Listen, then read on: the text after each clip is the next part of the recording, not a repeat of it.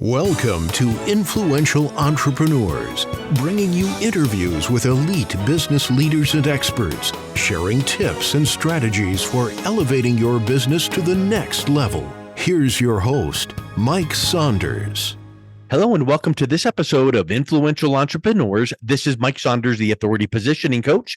Today we have with us Brady Jensen, who's the founder of Aggregate Insights. Brady, welcome to the program. Hi, Mike. Thanks for having me. Hey, so I know that you work with sales and marketing teams to help them optimize and amplify the results. But before we dive into what you do, I'd love to hear your story and background and how you got into the industry.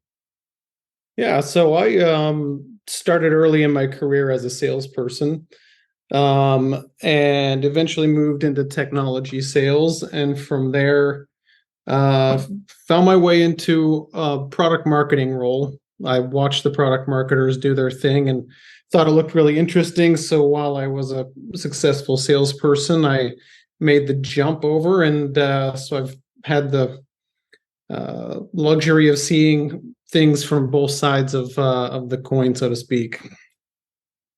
Yeah, it's kind of like once you have made the mistakes and fixed those problems and learned and kind of created your own way, then it's like, okay, how can I now teach other people to do the same, avoid those kind of landmines and things, right? I mean, I hear this every once in a while where you hear this college student that goes, yeah, I graduate next semester and I want to get into becoming a business consultant.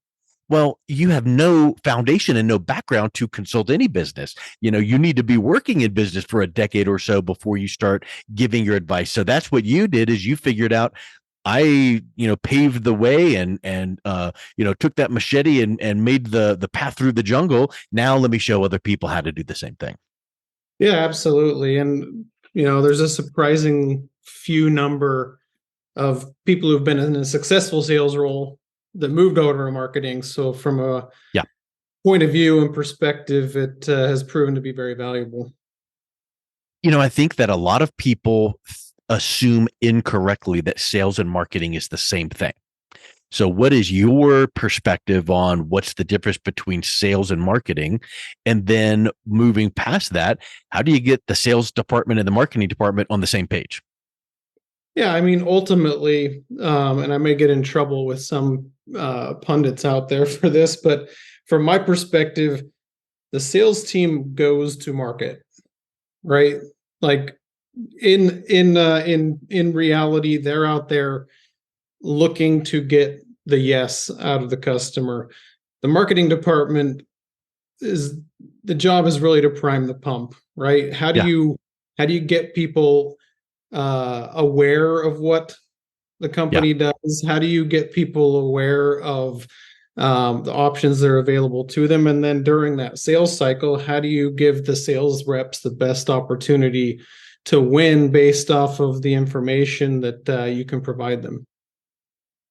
Yeah, that's exactly my definition. I would agree with you 1,000%. And also, I think that the marketing department, it kind of even starts laying a deeper groundwork of content marketing, teaching, educating, and layering in one of my favorite books on marketing is Influence by Dr. Robert Cialdini. And then his latest book, which is almost like the precursor to that, called Persuasion, which is how you need to pre-frame your content, your authority, your expertise, so that it lays the groundwork for the sales team for when they come in. Now they're not viewed as a salesperson, they're viewed as that trusted advisor.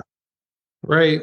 We talk a lot in terms of positioning and messaging, and oftentimes it gets kind of confused which one is which. I think about positioning as being the opportunity you have to ground people's view about where in space and time you fit in the context of all the other things that they're aware of, that they could be considering for a certain job or task that they have to accomplish. So anchoring that prior to a sales rep arriving and then continuing to tell that same message throughout gives sales really an unfair advantage over vendors that go out there and don't provide that sort of cover fire for them.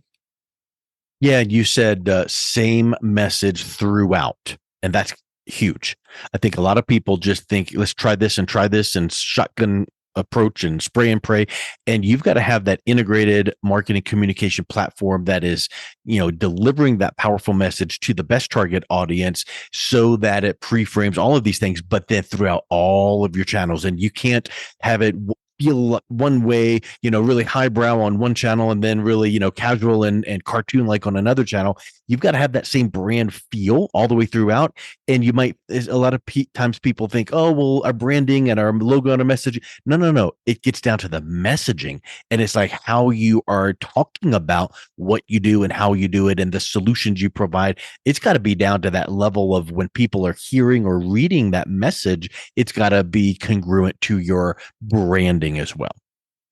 Yeah, 100%. Without that level of rigor, you're not going to get very far. It's interesting because people tend to assume that a message has been told too many times. The fact of the matter is, the amount of times you need to touch a buyer with a message for them to even have a chance of retaining what you're trying to tell them is a very big number. So the idea that you can wear out a message because you're using it too much, taglines, I think in the consumer world prove that dead wrong, right? People want to attach what you are to how you present yourself in the world. Yes, 100%. So, you say that your best customer probably doesn't look like your next customer. Explain that and your methodology behind that. Yeah. So in the work that we do, it's really about getting out into the market and talking to people who are prospects, right? And one of the things that we've noticed is in those positioning, messaging exercises, that sort of thing, or developing key differentiators, for instance, a lot of companies will go to their existing customer base and say, let's talk to our best customers, and they'll show us the path of how to go about selling to this next prospect we're trying to sell to. Well, we've found over and over again that, especially in fast-moving markets, your best customer isn't just an outlier by definition. They're also just wrong when it comes to the message that needs to be delivered to that person who, by definition, is further along the adoption curve. They're probably a little less worried about disruption and breaking things and a little bit more worried about safety and security. So if you listen to the folks who are your best customers today, they're very well-meaning, but they're going to tell you what resonates with them, and the chances are you're going to be off by a number of degrees when you try to go and use it for people that you're trying to sell to today. And it kind of makes me, based on what you said, it makes me think about much of business and marketing is never set it and forget it. You can never go, oh, our target audience is, and the best message to use for them is, and then we're good to go for the next decade. It's this constant and never ending testing and improvement, and what worked better here, what works this quarter might not work next quarter. And I think that it's always about iteration and reiteration, right? Right. It's surprising the number of organizations that miss the fact that what your buyer cares about today is probably not what they're going to care about tomorrow, right? There's always this change in the winds, right? Of you've got something that's super important. Everyone in their industry is talking about how they have to be doing this thing. It makes it onto the strategy for the year. And next year, there's a new strategy and new things that they care about and new things they're trying to change. One of the things that we do a lot of is buyer personas. And a lot of companies think, well, we've done those before, right? And that's great. Like, you've done them before, but chances are, if you didn't do them pretty recently, it doesn't look anything like your customer looks like anymore. If you want to just focus on how old they are and whether that not they drive a Mercedes or whatever, sure, that's great. But if you're looking to say what makes these people tick, what makes them buy or not buy, what makes them hesitant, how do you actually go about selling to them? That's a moving target that you constantly have to be keeping that stuff evergreen, or you're going to be off target. So what is your recommendation for how companies can stay on top of all of that? Because there's probably many, many tools or methodologies. And it's probably similar to, hey, we just spent the last year coming up with our brand spanking new marketing plan. Here it is. And then no one ever looks at it again, ever. So how do you make sure that you're, number one, knowing how and where to access data to stay on top of it, but then how do you make sure the organization is actually proactively moving that needle to make sure they're doing it? Well, there's sort of two questions in there. From the first question, it's really all about making the conscious decision that you're going to stay up on it, that you're not going to let yourselves get behind, because it doesn't feel pressing, right? It's the sort of thing that you've got all these other things that feel like more near-term pressing items, and you're 1 degree off every year for 5 years. All of a sudden, you're out in the wilderness because you didn't pay attention to what was going on in the market. Now, we make a business out of this because a lot of companies do struggle with this. They struggle to talk directly with prospects unless it's a salesperson, which to me is the worst idea, to take your sales reps and make them the guinea pig and tell them to go out and let us know how this pitch deck worked out for you, and then we'll make some adjustments over time. Very high cost way to run experiments, to have costly salespeople going out there trying it on prospects that are at risk of not buying because you were wrong about how you wanted to go about marketing your product. So we're all about saying, develop hypotheses, run tests, see how it works. We do very in-depth evergreen programs with companies so that they keep up on this sort of thing. There's some other vendors for kind of the quick checks of, is our messaging on or off? One of those is Winter, WYNTER. But there's some options to keep up on it on the day-to-day basis, but then just a concerted effort to make sure that you're constantly understanding your buyer is critical and worth investing in, whether it's with a partner or in-house. Yeah, I think a lot of times companies can access secondary research very simply and easily by buying it or accessing it online, but you focus on primary source insights. Talk a little bit about why that is such a huge benefit. Well, if you buy a report, or if you subscribe to Gartner, Forrester, or whatever it may be in your industry, everyone else is too, right? Yeah. All of your competitors, all of the people who are in the know are reading the same stuff. And that's not to say that it's not good, but it's not. The primary source gives you an unfair advantage from my perspective. It's the same thing with sort of a chat GPT world. Well, it can only make sense of what exists already today, right? But new, fresh primary insights are something that you can't replicate in any other way other than going out and having those conversations, having aha moments that are just, you can't pull it off any other way. And those reports give you a good base to think about the problem. But if you want to gain leverage in your market, you want to win more than your fair share of deals, it's best you get out and talk to those buyers yourself and understand exactly what makes them tick. 100%. I love the paragraph on your website that says, what if your team could always know precisely what your buyers think, what makes or breaks a deal, and why some customers needlessly churn? That really is a superpower. So I think that's, you're asking that question to open the question loop in the mind of an organization. But how in the world would you react if that data was handed to you from your own internal primary data? What are you seeing some of your clients before and after when they're, they don't have any clue, they're kind of, shooting in the dark. And then now when this data is handed to them, now all of a sudden they've got this laser focus, right? Yeah. And I mean, it's led to really incredible results. We've had customers who've leveraged this to increase their win rate 10+%.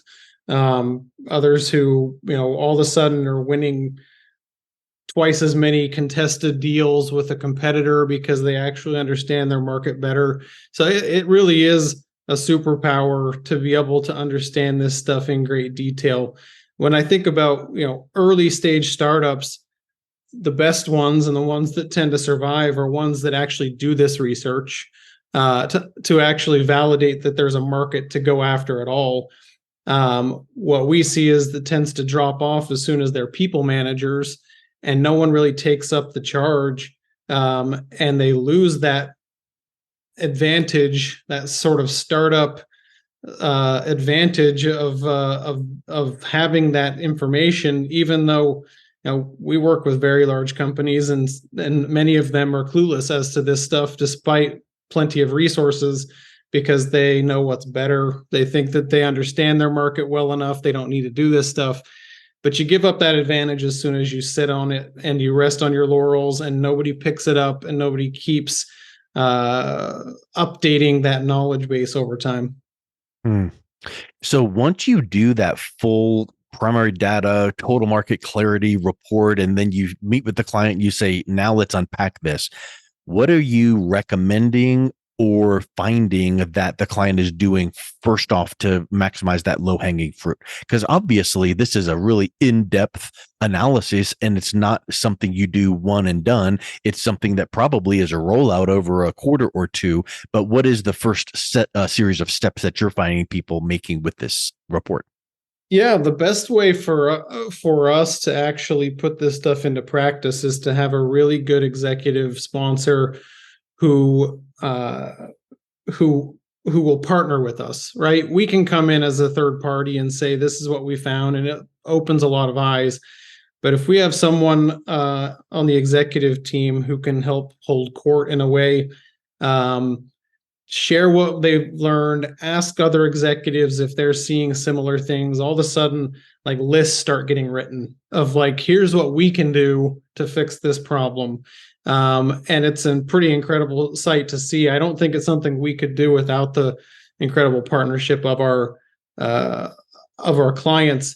But when they do it right and they come to it with a curious mind and they allow others in the organization not just to dwell on what the report says, like that's a pre-read, everyone should understand that, but to help come up with clear answers and responsibilities across organizations it's an incredible thing to see. And if you do it right, that stuff gets ticked off, and all of a sudden you're not focused on the really big rocks that are keeping you from being successful. You're constantly refining and getting more and more juice out of the lemon.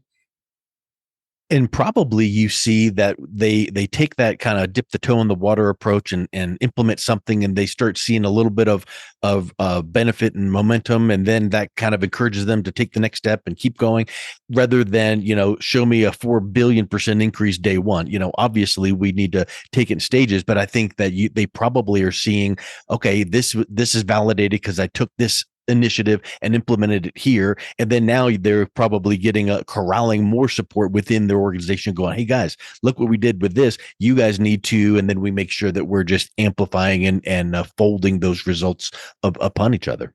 Right. And that's helped us be very successful because it's not just one type of research that can be done. We'll work to understand their market better. We'll help do win-loss analysis to understand why are their buyers choosing to or not choosing to buy them, differentiation, persona work. So all this stuff sort of stacks on top of itself and creates this full view of their market. So, we can do one of those, but it's not too long before a client comes and says, well, let's take this to the next level. Let's get another layer of detail that we haven't had. But yeah, it is pretty awesome to see when people start making their stack ranked lists of like, here's the stuff we're going to tick off right away. And then because we're around long term with our clients, seeing this stuff as an evergreen program, we get to see as the things that were super important and really pressing, they fix it, and all of a sudden it just falls off as a conversation piece with the client, and you've done really good work when that happens, and it gets replaced with more and more solvable problems because you've really tackled the big ones.